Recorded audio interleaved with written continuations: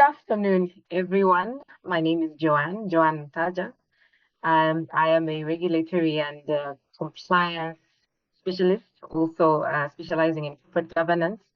I have been contributing in the Zambian ecosystem space for a couple of years now, thanks to a few people, and I think actually thanks to everybody on this panel. So I'm very excited to be interviewing them this afternoon.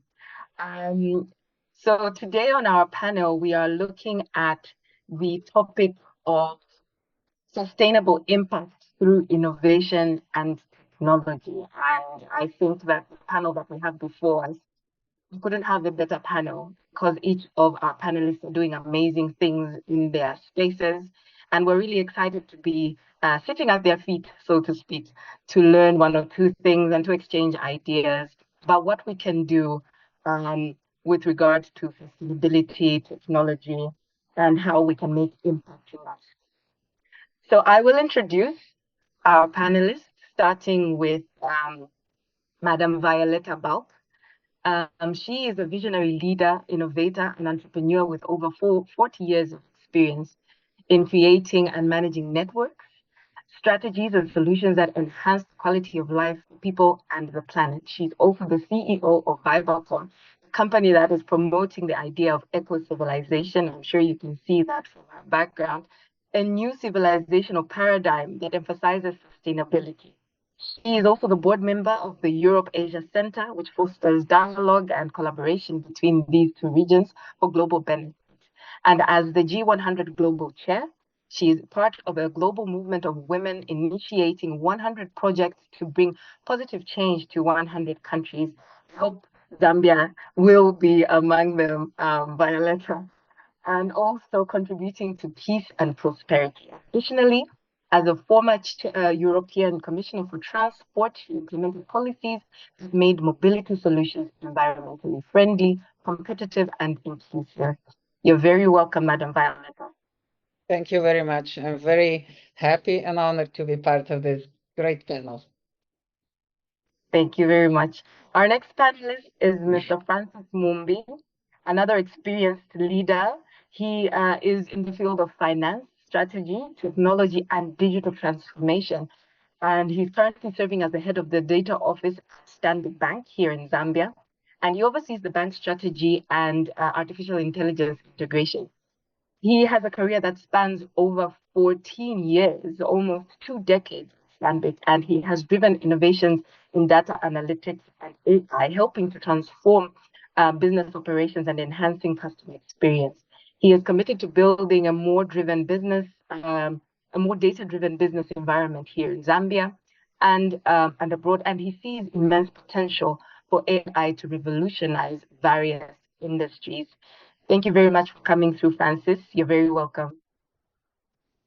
The pleasure is all mine to be part of this auspicious panel discussion. Really looking forward to contribute, and as much as I contribute, also looking forward to learn from this engagement. Thank you. You're most welcome. And last but certainly not the least, we have Mr. Stephen Muraga.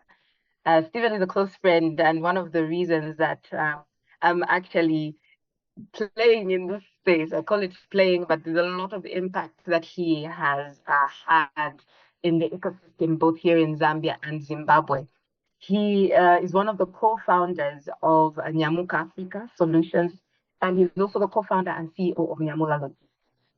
So he's passionate about social impact, and he collaborates extensively across various platforms to bring innovative solutions to local communities. And he's a community leader, a startup mentor, and trainee life coach focused on creating sustainable business solutions. In addition to this work, he is a co-founder and contributor of the Great Zambezi Initiative, a social enterprise aimed at enabling innovation across the Zambezi Basin countries. His efforts are centered on fostering social impact while driving business innovations, especially in logistics and entrepreneurship. You're welcome, Stephen, even though this is technically your show. Thank you so much. Oh, it's not my show, definitely. Thank you so much. It's a huge pleasure for me to be on this panel. It's quite intimidating for me, I must admit. But yeah, I'm ready to see how this is going to flow, to learn. We're always learning from Madam V and Mr. Francis here, and today is one of those days. Thank you. Lovely. Thank you so much. No, we are excited to have you. And as I said, we are looking at sustainable impact through innovation and technology. And this is, we're looking at this through the lens of our Innovation Week, which has the theme Zambia at 60. So as you may all be aware, Zambia turns 60 this year on the 24th of October, 2024. So we are just over, is it half a century, 10 years post? And we're looking at the next 40 years and we're thinking through how we can be better prepared as a nation, as how we can leverage off technology and innovations that are in our space in an impactful and sustainable manner. And so the theme of the Innovation Week for this year is promoting an innovative and sustainable entrepreneurship ecosystem. That is the whole theme of our Innovation Week. And what we're looking at is how we can look at sustainable impact through innovation and technology. And so I'll just start by, this is really a conversation with our panelists today. So I'll just ask a few questions here and there to help the conversation go along. And I'll start with you, Violeta. When we look at your journey and the amazing things that you have done in the mobility space, in the tech space, and really just where eco-civilization is right now, can you tell us a little bit about eco-civilization, but also how you see the role of innovation and technology in addressing global challenges like climate change and inequality? Well, first of all, let me congratulate you for 60th anniversary. That is a very respectful age. So I wish all the best for the next 60 years. And for sure, technology and innovation will co-shape your future like it's co-shaping future of all of us. Especially, we can say that for the last 500 years, technology has been the driving force of progress. And it came in all kinds of forms, from a steam machine to electrical engine to now to digital solutions that we are living through, all of us currently. However, let me say it right at the beginning that yes, on one hand, innovation technology have a critical role in solving many global challenges like climate change and inequality by providing scalable, efficient, and data-driven solutions. However, let's not forget that technology driven only by our minds will not provide sustainable, nature-friendly solutions. It has to be driven by our hearts. And this is something that we are globally just awakening to. Because if you look around, technology has caused at least as many damages as maybe the benefits. But I'm very optimistic. I'm a computer engineer by profession, so I know that we can do better. And this call for awakening is very strong. So we can see the beautiful things that we can do with technology in the sense of renewable energies. Then precision agriculture, which is really important for your country as well, data-driven solutions, and especially also in, well, probably our colleague on the panel will share more, new types of financing, a new digital microfinancing that made such a huge difference. And of course, also the more advanced proactive policy making, which is so important for a dynamic, exuberating environments, as well as, of course, all the social services that we can deliver, not even mentioning the health and diagnostics that we could do in remote places, which was never possible before.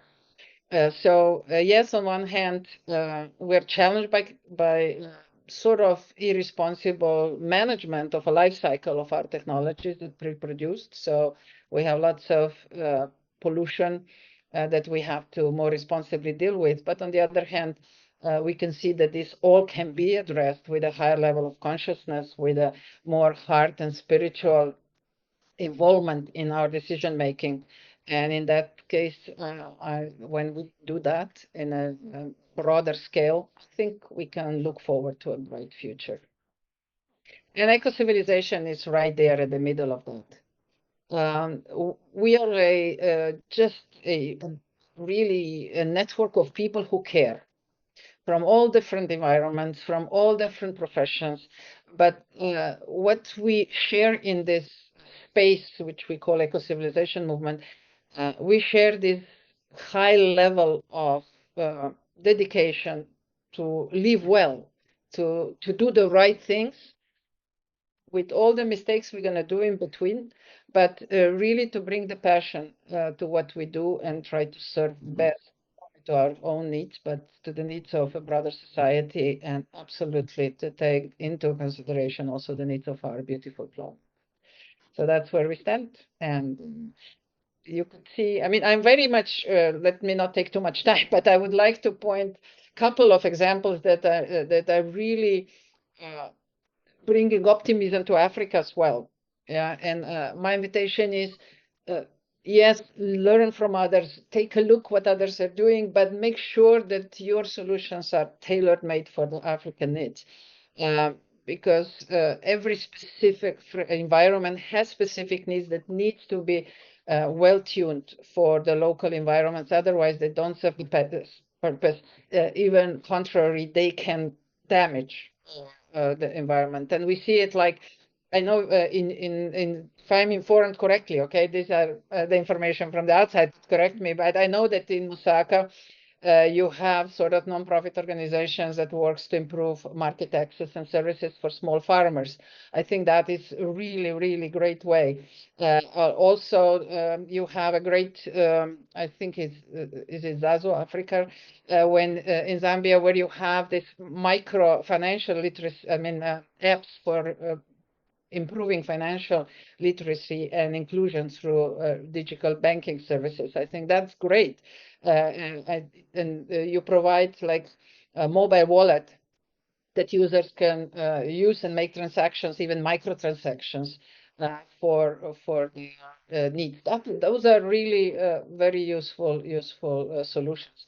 So I said, not talking about Rwanda's solution that they have for remote health services and many others that we maybe can later on talk about. Thank you. Thank you very much, Violeta. I think the way that you've put it, in that we should really not just be looking at the mind when we're looking at sustainable solutions, but we have to look at it from the heart. We have to actually care. And that's what eco-civilization is doing, and that's what all of us should be really aspiring to do as we look at how we can bring about sustainable solutions for our environment. And I think that your last point is really bringing us into the conversation with Francis, because you've spoken about innovations in the finance sector, market access for farmers, the microfinance and our mobile wallets. And you are right. I think the information that you've received is accurate. We have made quite a few strides in that area. And just now leading into a question for Francis. I think you've been with a financial institution for over 14 years, and I think your career spans longer than that. So when you look at data, what role does it play in driving innovation that has a sustainable social impact? We've seen a lot of strides in the financial sector here in our country and in the region as well. What role does it play? And what strategies can financial institutions implement to support the technology innovations and address local challenges in our country and even in the region? Thank you very much for that question around data. Yes, so when you look at data plays a critical role at every stage in the decision cycle. I think Madam Violeta did allude to certain data points in our submission. So that data was either generated and insights gathered to inform a particular point of view around Africa in general and Zambia in particular. So when you look at driving sustainable innovation and and growth, particularly in the financial sector, and this extends generally to all other sectors. It's critical that we integrate data at every stage in the decision cycle. So the first point where data becomes critical is really discovering the current state of affairs. So if you're solving for financial inclusion, you have to look at the data to see to what degree are people included in the financial services sector, or are people using financial products and services to advance their lives.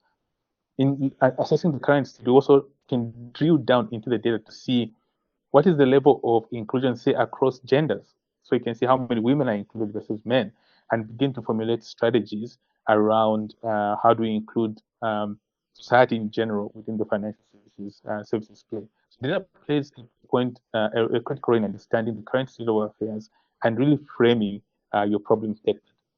Moving further along in the innovation cycle, data also plays a part in understanding what problems need to be solved. So if you're looking at financial inclusion as an example, if you interview or research the target population, they'll be able to surface key data points on why people are not included in the financial services. For instance, it could be distance from the nearest branch, as an example, or it could be that the products are communicated in English rather than in a language or context which people understand. So using data, we can begin now to understand and surface the barriers which are causing people not to participate actively in the economy. Moving the innovation cycle along, you can now use data to frame and design problems which address the levels of access and also the degree of utilization of financial products and solutions. So data does drive one, framing the problem statement, and secondly, in designing solutions which address the problem statements. Now, in understanding sustainability, once you've implemented and designed the solutions, my fellow panelists have alluded to the fact that the solutions that you deliver should be context relevant. They should be relevant for Zambia. Once we implement a product, some examples have been given. You also want to look at the data to see if the product or solution is answering to the problem statement. I deploy a banking app today. Are people actually using it for the purpose or not? So post-implementation, you want to look at the data to see if the impact that you desired or your initial hypothesis around the problem is actually being addressed. I think when you look at the Zambian ecosystem, some products and solutions have truly resonated to the market. If you look at growth in the mobile payments system, it's testament that there was a real problem to be solved with around access. If you look at general adoption of digital financial services, it does point to the testament that there was a problem to be solved, and that problem is in part being addressed, but there's still more ground to cover. And coming from a data perspective, we need to go back and look at the data and see the remnant of the people not participating in the financial services. What problems are they facing around bridging the access gap? And then using that data, we can now design solutions which to those demographics or those businesses and be able to bring them onto the financial services. And this thinking, I'm using financial services as an example, applies across the board. It could be education, it could be agriculture, it could be social welfare, access to water, access to health and medical services. We need to look at the data to see where is the gap. And once the solution is implemented, look again at the data and see if the answers and solutions have resonated with the population or the market. Thank you. Thanks a lot, Francis. I think the issue of us contextualizing our solutions, that one is very key. Is very key, and I like that you brought out the fact that data is critical pre-implementation, as you implement, and post-implementation. It comes through in all of those stages. It helps you to understand what the problem is, and also how you can design the solution in order now for you to bring to actually solve the problem that you're trying to solve. And I think that's something that Stephen can take us into, because you did allude to the fact that you've looked at it from the financial sector, but the same strategy will apply across, whether you're looking at it from the perspective of access to water, whether you're looking at it from the business profitability perspective. The question is, where is the gap? And so for you, Stephen, you are sitting in a very unique position in that you look at transportation, you look at mobility, but you're also looking at social enterprise and how we can harness the innovations in our space. How do you balance then using this data that we have and using the heart to come up with a sustainable solution? How do you balance achieving profitability while ensuring that the innovations are actually benefiting undeserved communities? All right. Yeah, I would say at Nyamula and at NyamukAfrica, we don't escape this dilemma, of balancing profit generation with, the social and environmental impact goals. At Nyamula, we are in the sweet spot between cargo owners, businesses that are looking to move cargo uh, from one country to another. We've been measuring in cross-border logistics, and uh, we also have on the other end small-scale truck operators who are already somehow they are disadvantaged when you look at the behavior of most corporates when they want to move cargo. They don't prefer working with multiple small scale truck operators, preferring working with a single company that has got uh, a huge fleet. So we are coming in there to help the small scale truck operators to compete at scale. So we now use the technology to aggregate these small scale truck operators, so that when we are going to present them to these corporates who are looking for large fleets, we will be presenting a large fleet, of course, through aggregation. So we are helping this small scale. I think that's our area of impact. And with our solution, it's like our prices. We are very competitive. We find these small scale truck operators, our prices for transportation of goods, they are quite reasonable, and I think in a way it cascades down to the last person, the consumer. They will end up benefit when transportation is less. The goods, they will be cheaper in the shelves. What is also the benefit to the small scale truck operators themselves is they'll be having regular business. I think it means growth for them.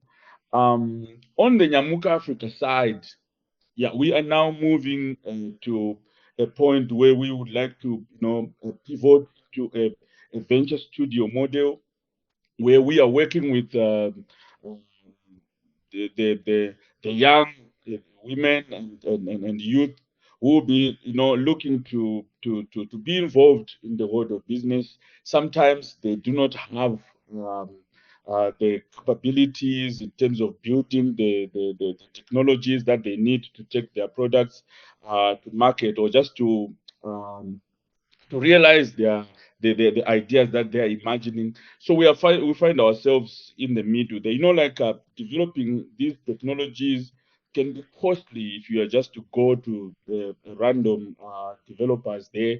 So our model at NyamukAfrica is now that we will use in-house capacity to build these different solutions, working with the innovators themselves. I think there we are creating impact, while at the same time we are trying to stay afloat. We also leverage partnerships. We partner with other ecosystem players. We partner with corporates, NGOs.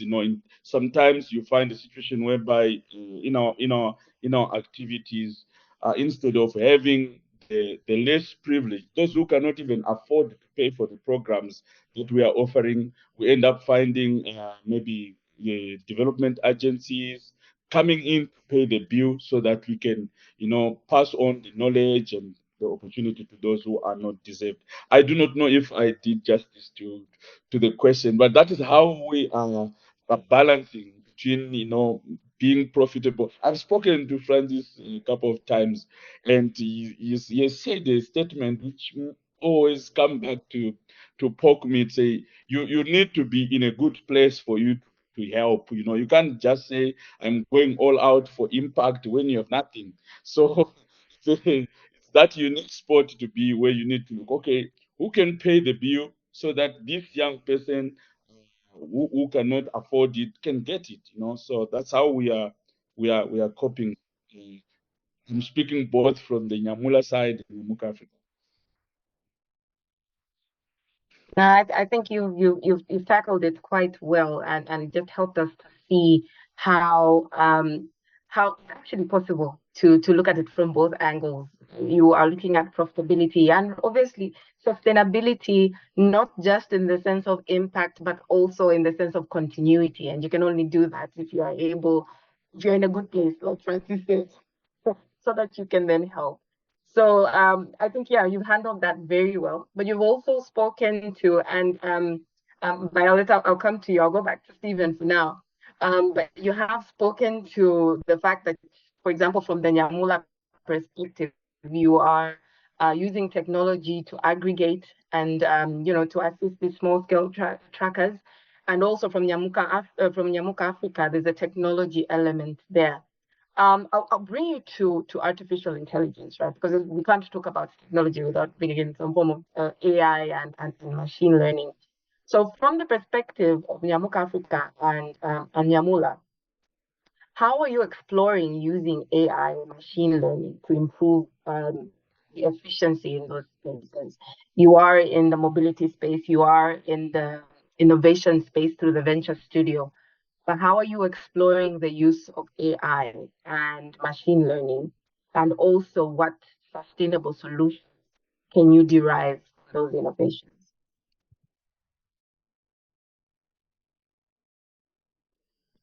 Stephen, if you could admit. All right.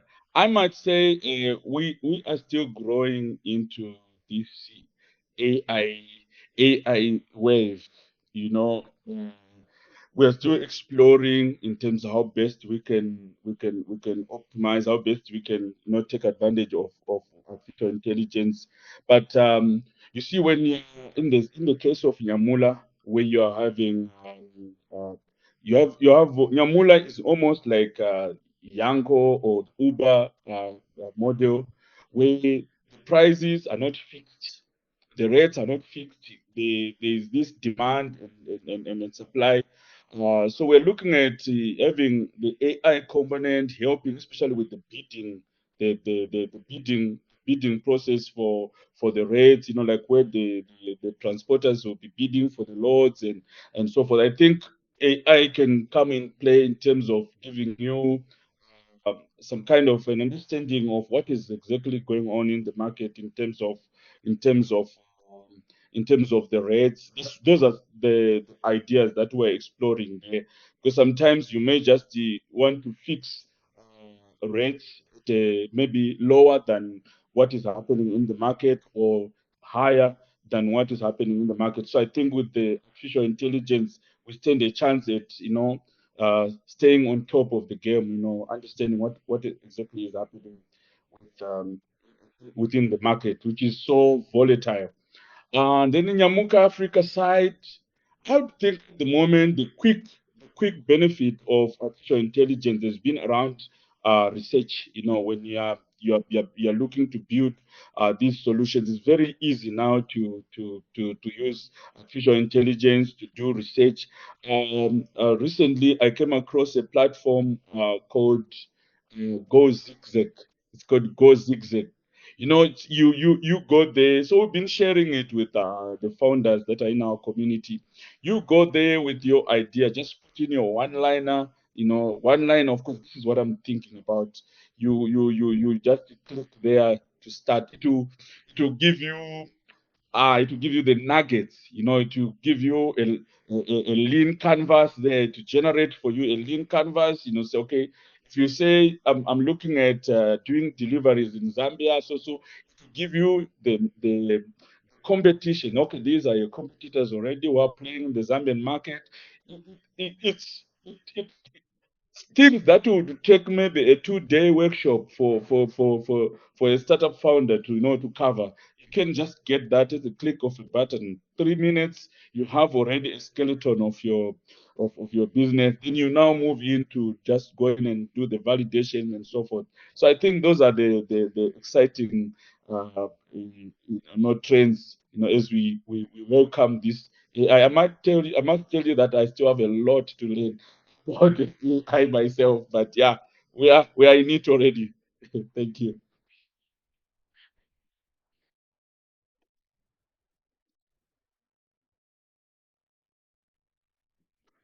Is it our moderator who is frozen now?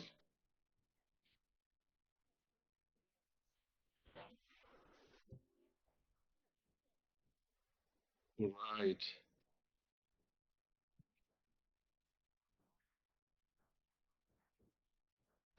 Maybe I can just jump in and we can continue our conversation because the recording is going Okay. on. And Hello, can you hear me? We had lost you. Apologies. Can you hear and see me now? yes. Okay. Sincere apologies for that. But I did get quite a bit of what Stephen was speaking to, and I think it does bring us into the artificial intelligence story quite nicely, because at least we've been able to see generally, at least from the perspective of a startup and also a venture studio, on how we are using artificial intelligence. But Violeta, from your end, what role do you see over and above that? What role do you see AI and machine learning playing in creating more sustainable and equitable societies globally? Mm. Well, that's a huge question, and I will just follow what already Stephen mentioned, that we are all together now learning really about artificial intelligence, what kind of impact it's going to have, how we humans will use it and behave towards it. I mean, there is a very strong trend to use artificial intelligence to move us towards singularity and basically make humans dispensable, not, sort of creating a new civilization paradigm based on some sort of positronic new beings. So that's one side that has also a lot of capital currently in their hands. But I'm more on the other side. I'm a big fan of artificial intelligence as long as it's only a tool in our hands of humanity and help us to be better and help us to develop further, because humans, we haven't really maximized our potentials yet. We're just at the beginning. So I see these tools to be a very, very useful in making ourselves better, making our societies better, uh, dealing with negative externalities that we have created in a much better way, using resources in a much more efficient way. And we see so many great examples of that. If nothing else, for example, in this climate change situation, AI is really useful in predicting the floods and predicting the storms and hurricanes. And it saves a lot of lives, and also it helps people to prepare better, and of course saves also the material wealth that we have.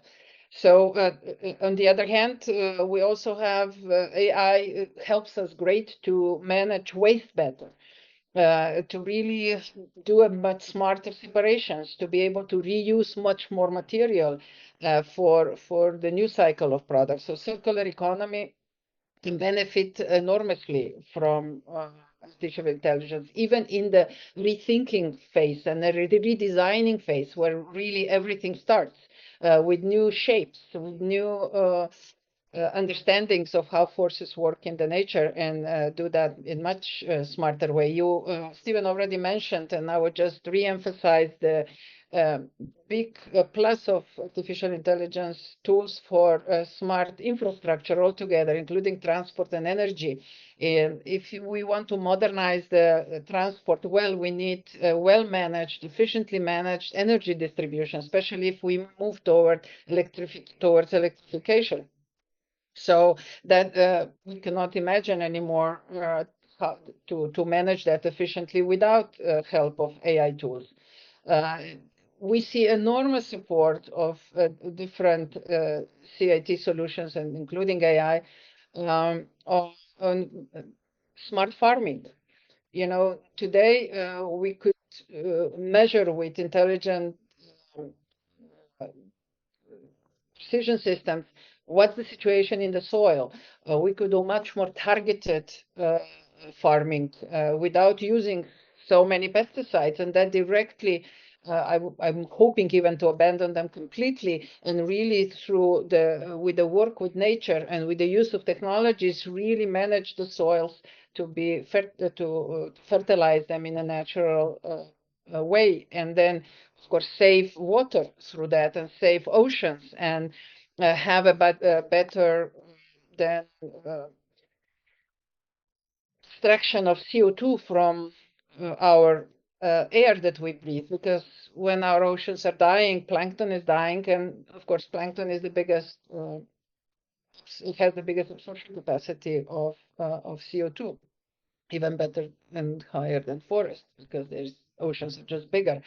And we could go on and on and on, but I'd like to here also bring yet another aspect to this discussion, is that which I would very much support what Francis said, that it's contextual data is really important, and we need to pay attention how what kind of data we bring into the system.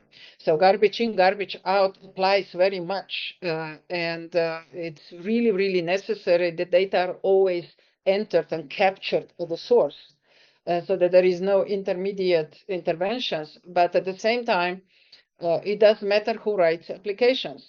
You know, IT can be extremely prejudiced, can be very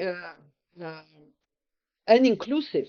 It depends who writes the code. I mean, to make it really bold and simplified.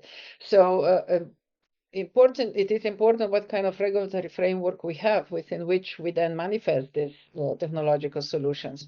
And here, maybe it's worth mentioning that it's we currently in the world, we have 3 different approaches, and we need to be aware of those approaches when we use apps that have been developed in those frameworks. In US, everything is owned by corporations. You, the user, you don't own anything. Yeah, so as soon as you use some sort of app that the corporation put out, they own the data. In China, that applies to the state. You know, all data are owned by the state. So they can do, and they can interfere, they can manage those data based on their priorities. In Europe, in the EU, we went different way. We put user-centric approach. So users benefit, user is the supported, user owns the data. Yeah, and so everything else, even now that the new act on AI has been developed, it's a risk evaluation that is a guiding principle, but it's a user's perspective that comes forward. It's a user's benefit, and user owns that all the data. So I don't know which way you're going to go, but I would certainly invite you to take a very close look at what are the benefits and drawbacks. And I feel that the EU's perspective is the one that humanity needs. So it's a user-centric, hopefully in the future planetary-centric, which will be relatively easy to develop that. And in that way, we can really move towards, as I call it, more responsible stewardship over the data that we all generate, which will lead to also more responsible stewardship of all our natural resources, if you want water, air, you know, soil, public space, and so on. So yes, AI has incredible potential, but again, depends who guides the use of the AI and who guides the development of the AI. And here I would bring my statement forward yet another time. We need to put the brain under the supervision of our hearts and do the right thing. Everybody knows deep inside what is the right thing to do. Heart is never deceiving anyone. But the mind, well, the mind has the logic on its own. It's very short-term oriented, doesn't like long-term planning, doesn't like sustainable approach.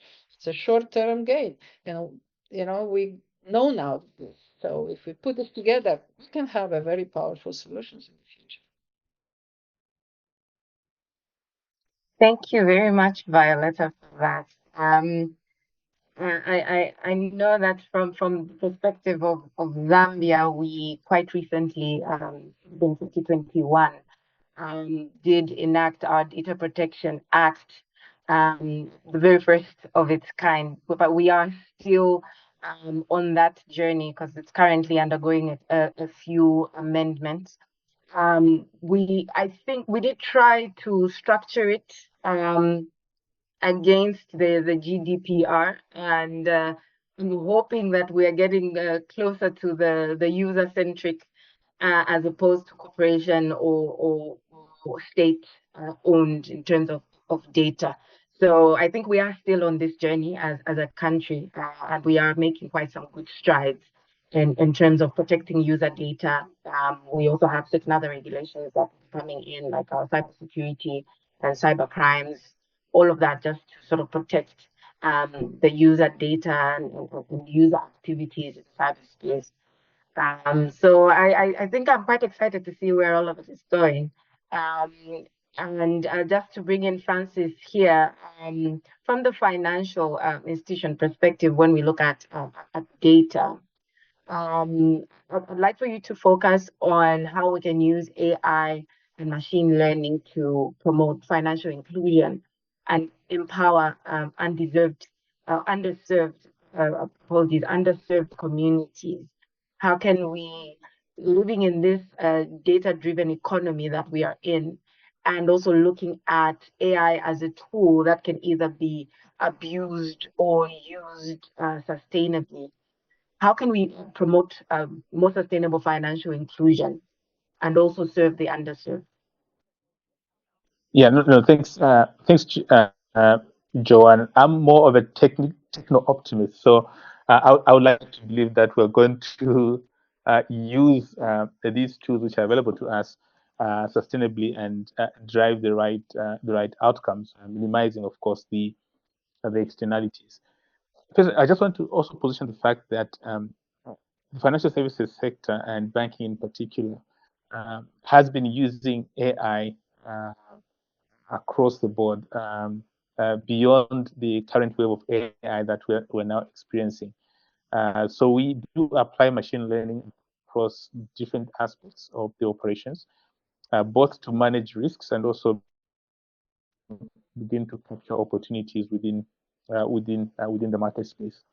But the new wave of AI that we're seeing, which is the generative type, which is manifesting itself in the ChatGPT models that we're seeing, does present another wave of opportunity for us to really enhance how we serve our customers.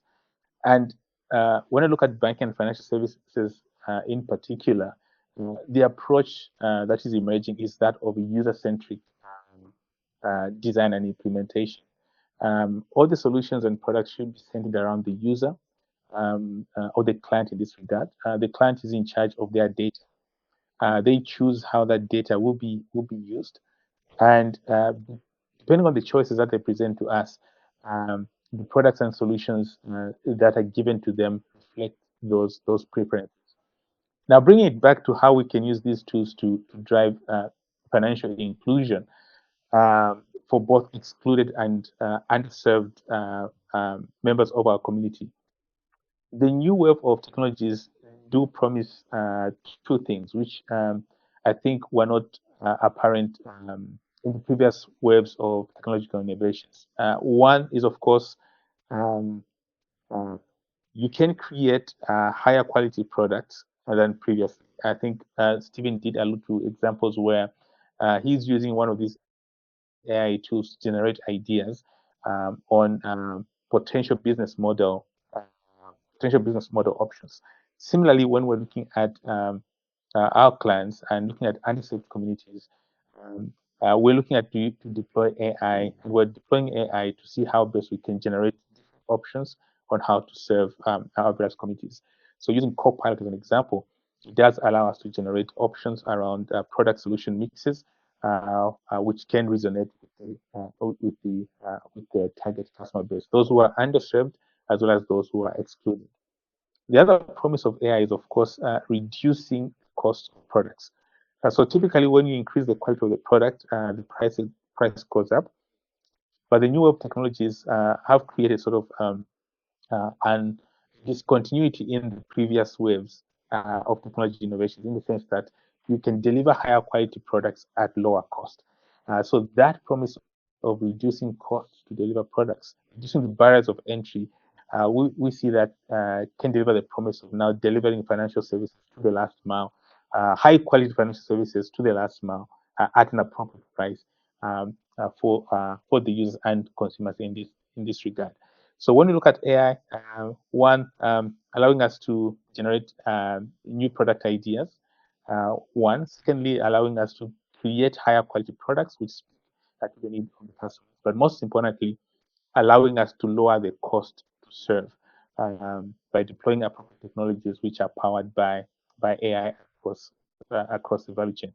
Examples which you can see in the market is, of course, we've deployed solutions which are looking at customer service. We've got currently a chatbot which responds to customer demands, and it continues to grow and work alongside us.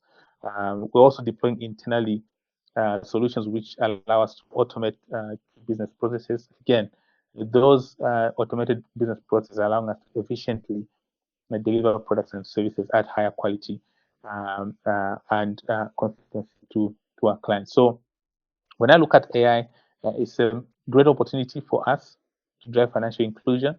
It's a great opportunity for us to not only drive financial inclusion, but drive financial inclusion at scale. In addition, lastly, I just want to point out, circle back to the human centricity of all these solutions. AI also does allow us now to really personalize how you experience financial services. Driving customer centricity, what we're beginning to see now is the emergence of hyper personalization using AI. So which means that products and solutions which we give to Stephen as an entrepreneur in the logistics business, using AI, we can inform which kind of solutions will resonate with him. That's called hyper-personalization. Similarly, if I'm looking at Joan, solutions that we give to Joan will be customized to Joan as an individual. So these technologies are now allowing us not only to deliver generic products, but also to deliver hyper-personalized products which help you leverage the products and services more effectively. So it's a great time to be in financial services with the all new tools which are coming along the way.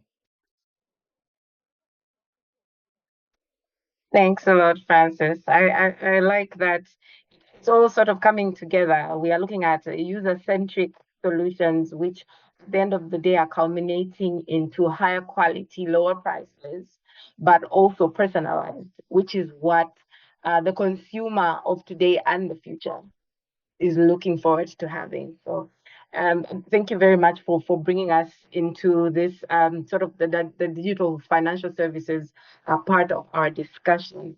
And I will go to Violeta at this point. I know that we've talked about the importance of us contextualizing our solutions, but we can still learn from other areas that to a large extent have gone before us, where some of these innovations, where some of these innovations are relevant. So if you look at Europe, if you look at Asia, and you look at digital financial services, while we have quite a bit that we can boast about from the microfinance, our wallet, there are a few lessons that we can also learn from these jurisdictions. what lessons from where you're sitting can we leverage on to reduce inequality and to bring underserved communities and those that are excluded into the financial system? And while you're answering that, you could also speak to how we can make some of these more inclusive and accessible to the marginalized groups, such as women and young people. How can we now use these to make the digital financial system more inclusive and accessible? Mm. Well, thank you very much. This is really a very high quality discussion and with lots of very important information being shared. I do want to, before I go directly into the question, just say a little bit, put a bit of spice to this discussion. It's not everything as dandy and as beautiful as it might look at the beginning, because one of the biggest challenges of the digital world is really the personal freedom and the maintaining control over who you are, how you deal with your wealth, and how you actually, in what kind of relationship you want to be with the system and with the world around you. So here we are yet to make important steps as well to be able to foster the privacy of individuals, to be able to have access, assured access to your wealth, and not to be charged for transactions. Right now, every transaction is being charged, which is an additional charge above the physical money that all the financial institutions use. If we want to move towards the really digital financial space and use only digital money in order to correlate, I think we need to seriously rethink the transactions charges, because that is an additional charge that now people will be forced to bear. But just for the sake of argument, yeah, that there are lots of other open issues in the sense of security and how to ensure personal freedom. But just to go back to the to really the lessons maybe Africa can draw, but I'm inviting you to be very critical and to assess everything with a critical mind and try to really see which parts are applicable for the environment, for the cultural frameworks, for the way how you want to lead your future, and which are not.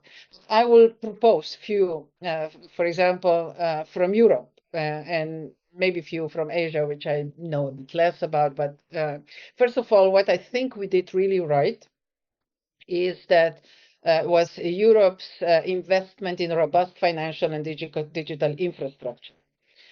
So really reliable internet access, digital identification systems, secure payment platforms, and really educating users that they enter the digital world with an educated, informed steps, because there is a lot of fraud.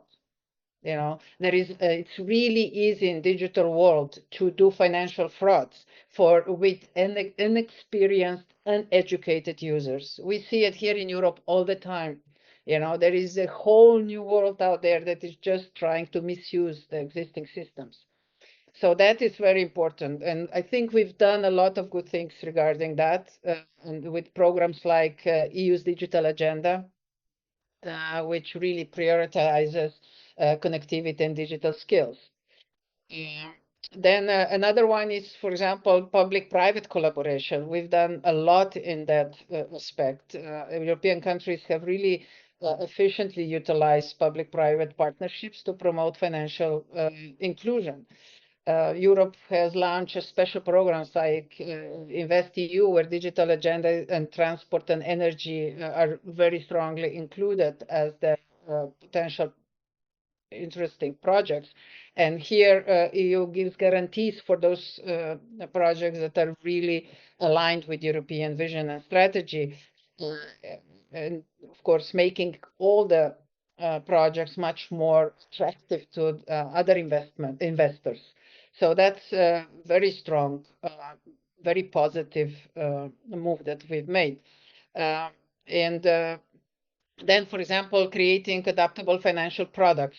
Francis has talked quite a lot about this already, what is present in your local environment. But the European fintech has really designed products tailored to the specific needs of underserved communities like you ask for, right? Such as low-cost bank accounts, microcredits, and some saving tools. So that also helped in promotion of this sector. If we take on this respect lessons from Asia and Southeast Asia, countries like Indonesia and Vietnam have pioneered in the use of microloans a lot and mobile wallets to provide tailored solutions for small entrepreneurs and low-income groups.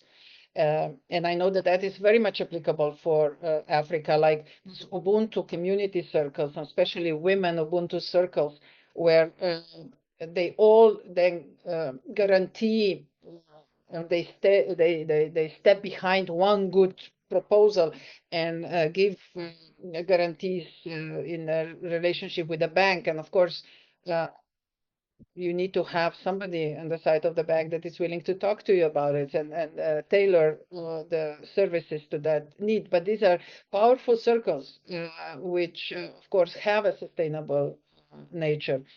Another one which I could point out is development of supportive regulation. I mean, I worked on this a lot, and you already mentioned several times GDPR, but I'd like also bring forward the sort of the motivation that is behind, which is ensuring balance between innovation and consumer protection, which in a progressive environment, that is very important because it creates conditions for developing trust in digital financial systems as well. We are now moving forward with the regulation on cryptocurrency as well, which I think we are pioneering in that sense in the world as we speak right now. I mean, this is on the table now, and it's going to get into effect, I believe, January 1st, 2025. Asian regulations have adopted really quickly the fintech innovation and setting up a very clear regulatory framework while fostering innovation. So let's say, if I'm not mistaken, the Reserve Bank of India sandbox approach has allowed for experimenting, which is so unique in fintech while ensuring oversight. So it's great to have some maybe more isolated experimental fields where innovation can foster without any limits, and you learn from them in a controlled environment. And then if they work out well, you bring them to the expand them and serve them as a mainstream. A lot has happened in financial models for education and digital literacy. And here, lessons from Europe are very rich because countries in the EU emphasize financial and digital literacy programs to really ensure, as mentioned before, that citizens fully utilize digital financial services and that they actually know what the risks are. So what else I could mention? Maybe harnessing data and technology for credit scoring. That's another important element. Credit scoring is an extremely important instrument in order to bring the inclusion and to serve also private groups. With this scoring, you can really tailor the risks and the willingness to support such groups. And I know that by using alternative data sources, especially for Africa, such as mobile phone usage, as you have manifested so well. Actually, everybody has started learning from Africans' experiences in that, and also creating payment history based on which you could then evaluate the risks and bring loans to those that you trust, especially micro loans, even faster, and the decision making can be speed up. So can go on and on and on, but it's really important to exchange, talk, to really cross-pollinate, because only in that way we will fully be able to grasp the positive and the negative sides of technology and special artificial intelligence, and then move safely, hopefully towards a human-centric, planetary-centric models that help humanity and the rest of the planet to live better, to do better, to do things better. So, but of course, at the same time, not to be ignorant of the negative use of all these tools as well, and have a proper governance and proper control to minimize the negative effects. Wow. Well put. That's a lot of lessons. Thank you. Thank you very much, Violeta. And I think, as you said, we will be very critical in seeing how we can contextualize some of those and seeing. And I think we are right there with you. We resonate with quite a lot that you've spoken to. And I think at this point, as we just wrap up, I will ask Francis and Stephen to, based on some of those lessons, what advice can we give our ecosystem here? What are some of the things, if you had to advise our founders, our startups, our innovators, as for Zambia at 60? And as we look ahead, what advice would you like to give our ecosystem in a few words? I'll start with you first. Yeah, I think with Zambia at 60, I think it's an opportunity for us to really draw or chart the course for what the next 60 years of this great country will look like. And me being an eternal optimist is Zambia's next 60 years will be greater than the first 60 years. And for the innovators around the table is to remember that for each product and solution that you build, right, there's a person behind that product or solution who is really depending on you to meet their needs, to remove the friction and pain from their experience as a Zambian. I'm going to frame this as a Zambian, whether it is access to financial services, whether it's access to transport, whether it's access to clean water, whether it's access to education, healthcare. So they are looking to you as the innovator to remove that friction. And looking forward for the next 60 years, I think we are at an opportune time. We've got the highest levels of education historically. We've got the highest levels of financial inclusion. We've got the highest levels of women participation in business and the economy. We've got the highest levels of youth participation. It's not where it's supposed to be, but we've got an opportunity to increase those levels. And it's through these platforms and forums where we exchange ideas, we try out things, we run experiments. These are the foundations which are going to allow us to build a great Zambia for over the next year. So that would be my advice to the community. Continue being curious, continue innovating, continue asking the hard questions. The answers will come. Thank you very much, Francis. Stephen? Yeah, so if Francis said he's an internal optimist, I'm not sure where to put myself, but I think I'm I'm both internal and external. Yeah, I think Zambia is at a very a good place right now in terms of going forward.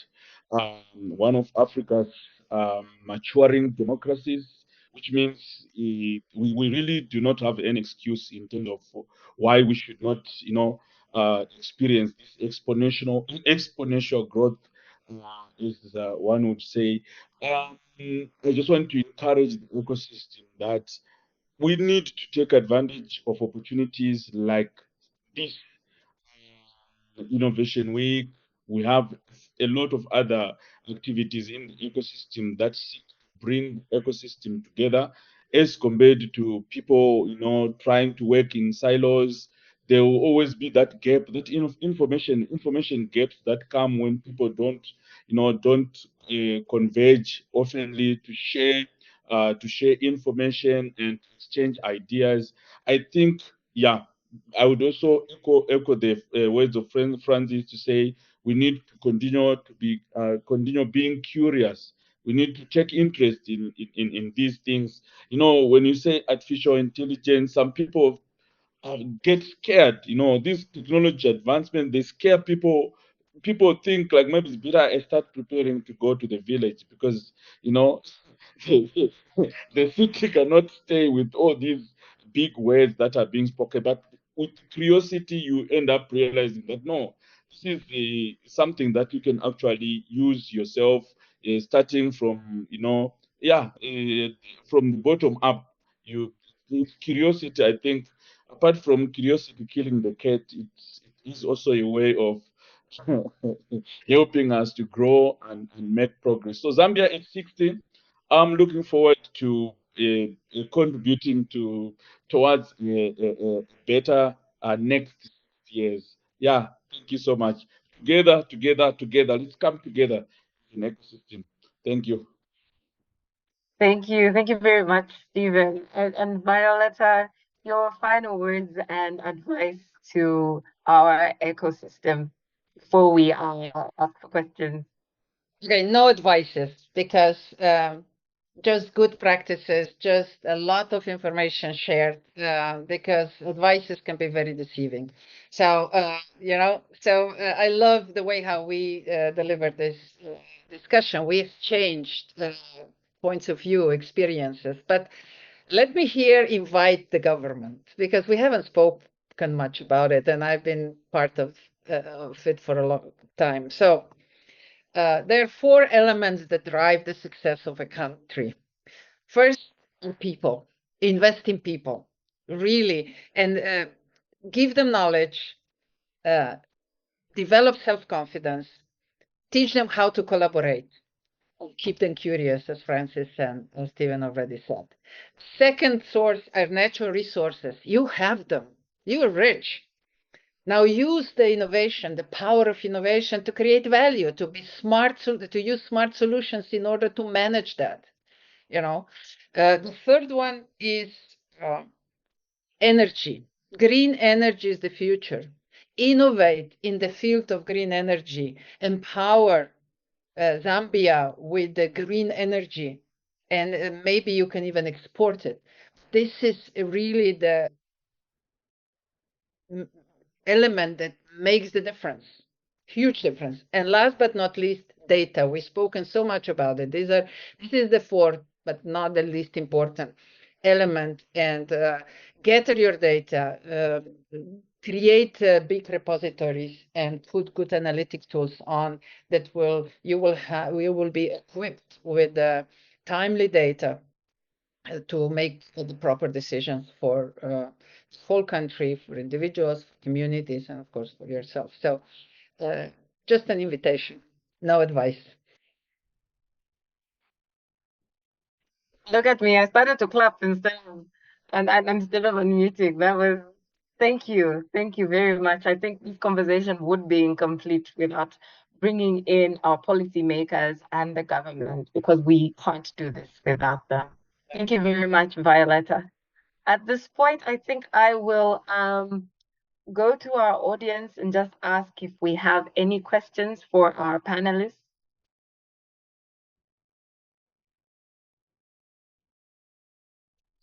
Hello, good afternoon, everyone. Wangala Sipumo here from the Youth Entrepreneurs Association of Zambia.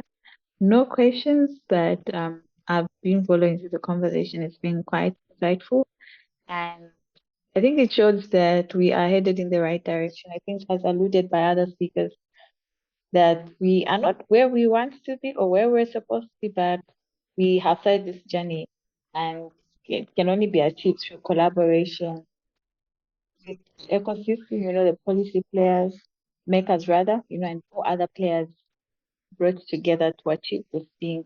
And I think us as the ecosystem have the role to actualize this policy, make it real to the common man, because we have English and jargon put on paper. But then what does it actually mean for the SME, for the innovators in our communities? So thank you so much. I'm equally looking forward to the next 60 years. Yeah, I think I'll be somewhere 85 then. So I hope I'll be around to see what happens. But yeah, thank you. Thank you very much, Mwangala. I wish you long life. You must live to see Zambia at 100 You'll and be around. 120. Speak like you'll be around. Yes, Amen. yes. Thank you. Amen. So thank you. Thank you so much. And thank you so much to our panelists for coming through and really just exchanging these ideas and this encouragement that has come through. I knew this was going to be an amazing session, and it has not disappointed. I hope, like me, you have learned one or two things, and we are taking away some nuggets. We've been looking at sustainable impact through innovation and technology. And generally, what we have seen is that we must carry our heart even as we explore the curiosities of our mind, and that we need to understand that there's a positives and negatives to everything, but there's also a risk in not doing anything. This is our country, this is our world, this is our earth, and we have the responsibility to protect it and to preserve it. We owe it to the future generations. Thank you so much to all our panelists. Thank you so much to the audience for coming through. And happy birthday, Zambia, if we can say it in advance. We wish you an amazing 60, 100, 200 more years to go. Excited to see what's going to happen. And I hope that the innovators will rise to the challenge, and also just encouraging our government to come through and keep us curious, keep us confident, help us to harness our technology and our resources and protect our data. Thank you all so much. Have a good afternoon. Bye. Thank you. Thank you. Thank you. All right. Thank you.